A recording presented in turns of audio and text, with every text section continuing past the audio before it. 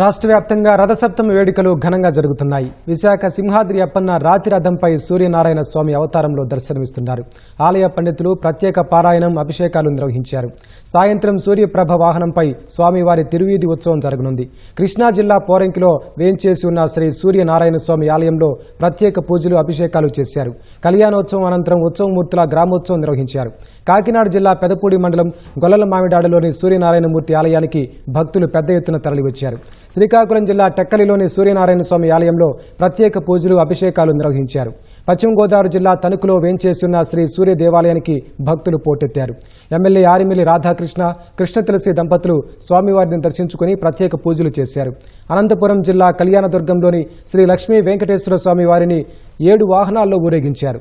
ఆలయంలో స్వర్ణాభరణాల అలంకరణలో స్వామివారి దర్శనమిచ్చారు.